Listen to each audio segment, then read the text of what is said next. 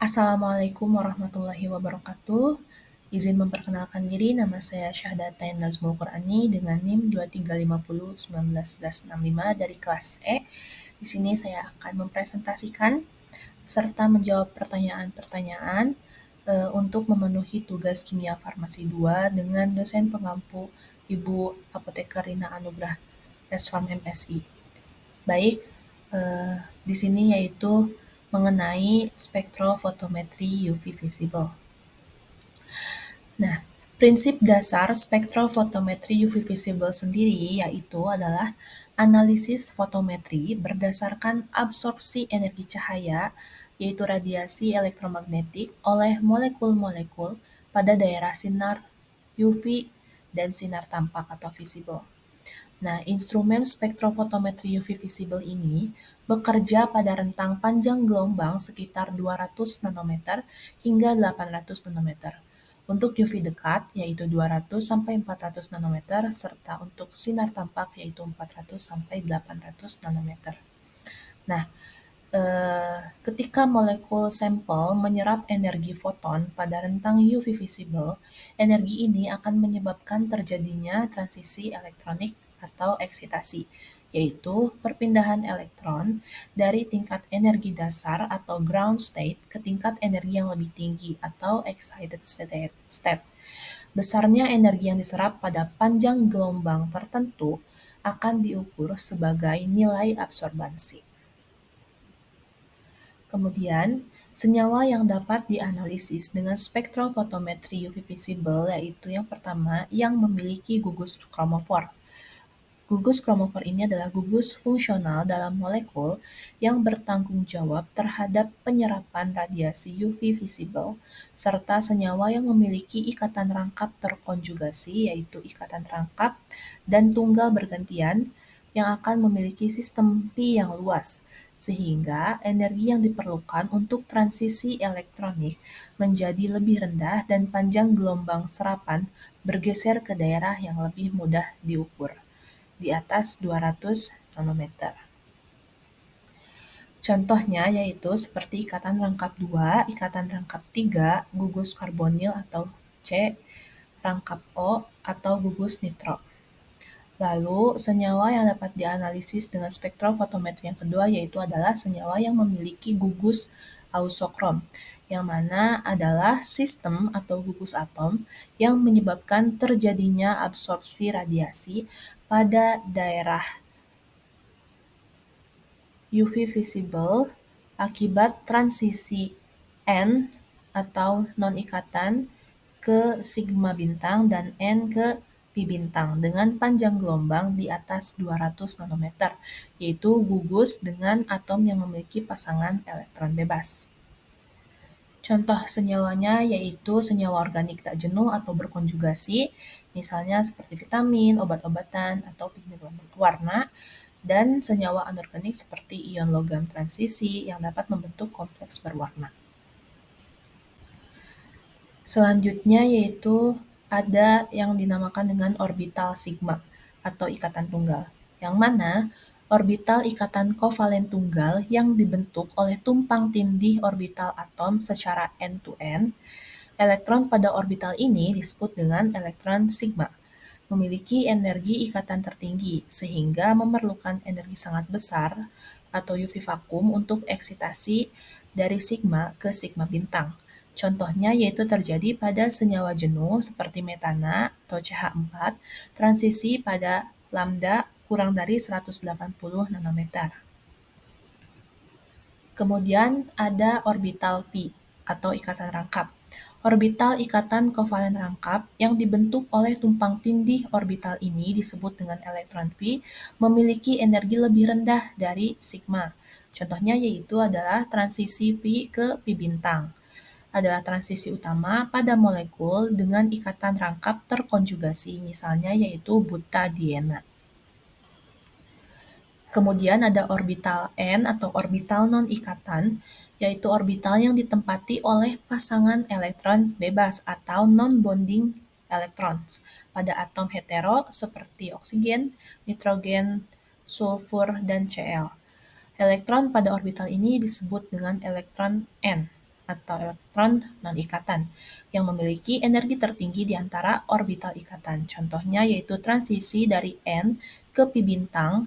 Energi rendah terjadi pada senyawa dengan pasangan elektron bebas yang terikat pada gugus tak jenuh, misalnya gugus karbonil yaitu C rangkap 2O pada aseton.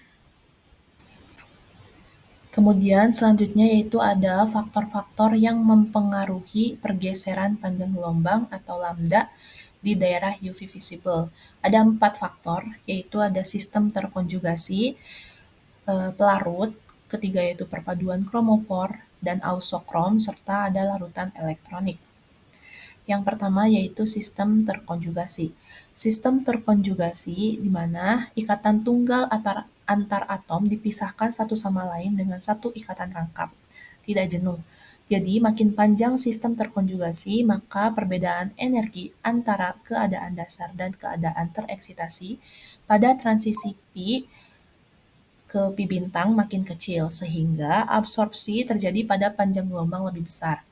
Bisa dilihat contohnya yaitu pada gambar, yaitu semakin banyak sistem terkonjugasinya, yang pink ada 2, yang hijau ada 3, yang biru ada 4, maka semakin panjang, semakin besar juga absorbansinya dan pada panjang gelombang yang lebih besar. Contohnya yang pink itu berada di dekat 200 nanometer, yang di hijau itu berada di pertengahan 200 sampai 300 nanometer, dan yang biru itu ada di dekat dengan 300 nanometer. Selanjutnya yaitu ada pelarut. Pada transisi pi ke pi bintang, pelarut polar akan menyebabkan pergeseran ke panjang gelombang lebih besar atau batokromik atau disebutnya dengan pergeseran merah. Pada transisi N ke pi bintang, pelarut polar akan menyebabkan pergeseran panjang gelombang ke arah yang lebih kecil atau hipsokromik atau pergeseran biru. Contohnya yaitu transisi dari N ke pi bintang aseton. Pada pelarut N-heksan, lambda max-nya itu ada di 279 nanometer. Pada etanol yang lebih polar dari si N-heksan, lambda max-nya adalah 272 nanometer. Nah, dan pada air, lambda max-nya itu di 264,5 nanometer. Jadi, pada transisi N ke pi bintang, semakin polar berarti akan menyebabkan pergeseran panjang gelombang ke arah yang lebih kecil atau yang disebut dengan hipsokromik. Lalu ada contoh lagi seperti pada gambar, yaitu pada transisi pi ke pi bintang, yang mana pelarut polar dia akan menyebabkan pergeseran ke panjang gelombang yang lebih besar atau batokromik, yang mana akan hanya membutuhkan energi yang lebih kecil. Selanjutnya yaitu ada perpaduan kromofor dan ausokrom, yaitu gugus yang mengandung pasangan elektron bebas yang memberikan transisi N ke pi bintang yang bila berikatan dengan gugus kromofor dapat mengakibatkan pergeseran panjang gelombang. Contohnya yaitu ada OH, O, NH2I, dan OCH3.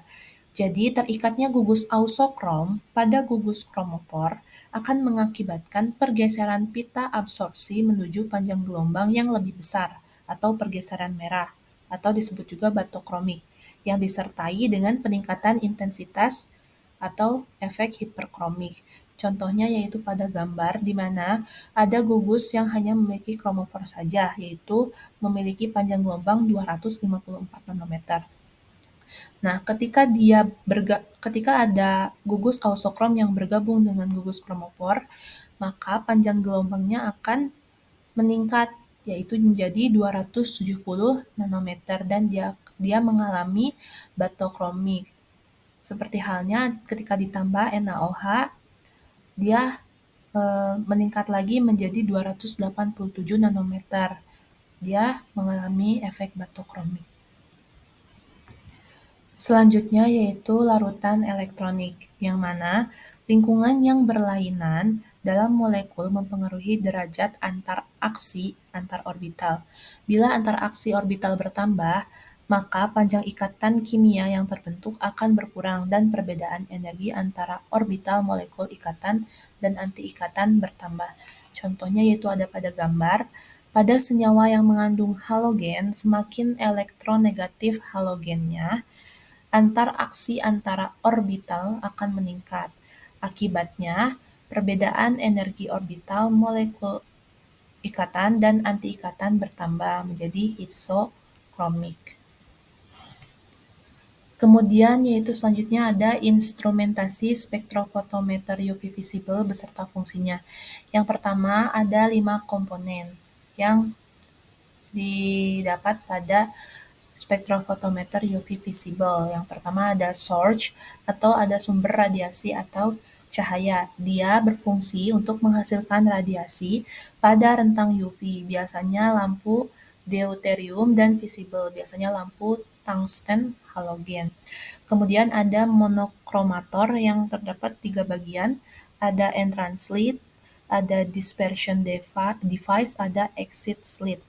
Yang mana monokromator ini adalah memecah cahaya polikromatik dari sumber menjadi pita panjang gelombang tunggal dan memilih panjang gelombang spesifik yang akan dilewatkan ke sampel. Kemudian selanjutnya ada sel sampel atau biasanya itu adalah cuvette, yaitu berfungsi sebagai wadah transparan tempat sampel diletakkan. Cuvette kuarsa digunakan untuk daerah UV dan visible, sedangkan cuvette kaca hanya untuk daerah visible.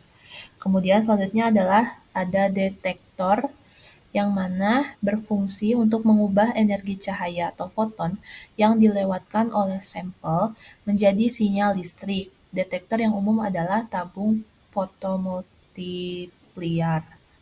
Kemudian nanti ada readout atau sistem pembaca, yaitu berfungsi menerima dan memproses sinyal listrik dari detektor, kemudian menyajikan hasilnya dalam bentuk absorbansi atau transmitasi baik secara digital maupun grafik spektrum. Berikut ini adalah keterangan-keterangan dari instrumen spektrofotometer UV visible.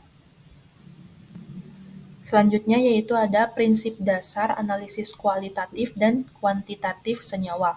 Untuk analisis kualitatif sendiri bertujuan untuk mengidentifikasi jenis atau keberadaan suatu senyawa dalam sampel. Prinsipnya yaitu identifikasi dilakukan dengan membandingkan bentuk spektrum UV visible dan panjang gelombang sampel dengan larutan pembanding standar atau pustaka. Nah, senyawa dikatakan sama jika memiliki panjang gelombang maksimum yang serupa dan bentuk spektrum yang identik. Lambda max sendiri adalah panjang gelombang di mana absorpsi cahaya oleh molekul sampel mencapai intensitas tertinggi. Selanjutnya ada prinsip dasar analisis kuantitatif. Analisis kuantitatif bertujuan untuk menentukan jumlah atau konsentrasi senyawa dalam sampel. Prinsipnya yaitu didasarkan pada hukum Lambert-Beer yang menyatakan bahwa absorbansi suatu larutan berbanding lurus dengan konsentrasi dan panjang lintasan sel sampel. Rumusnya yaitu absorbansi sama dengan absorptivitas molar dikali panjang lintasan dikali dengan konsentrasi. Kemudian, konsentrasi sampel ditentukan dengan mengukur absorbansi pada lambda max tertentu dan menginterpolasikannya pada kurva kalibrasi yang dibuat dari serangkaian larutan standar yang diketahui konsentrasinya. Semakin tinggi konsentrasi analit, semakin banyak cahaya yang diserap, serta absorbansinya pasti meningkat. Kemudian, kelebihan dan kekurangan metode spektrofotometri UV visible. Kelebihannya sendiri yaitu ada metode ini adalah metode yang sensitif dan akurat, memiliki tingkat selektivitas dan ketelitian yang tinggi, kesalahannya relatif rendah yaitu 1% sampai 3%. Kemudian kelebihannya yang lain yaitu mudah digunakan. Untuk kekurangannya yaitu senyawa yang dianalisis ini harus memiliki gugus kromofor dan atau ausokrom, serta hanya cocok untuk sampel dalam keadaan tunggal. Tetapi bisa untuk sampel campuran, tetapi harus dipisahkan terlebih dahulu. Sekian presentasi dari saya. Mohon maaf apabila banyak kesalahan. Wassalamualaikum warahmatullahi wabarakatuh.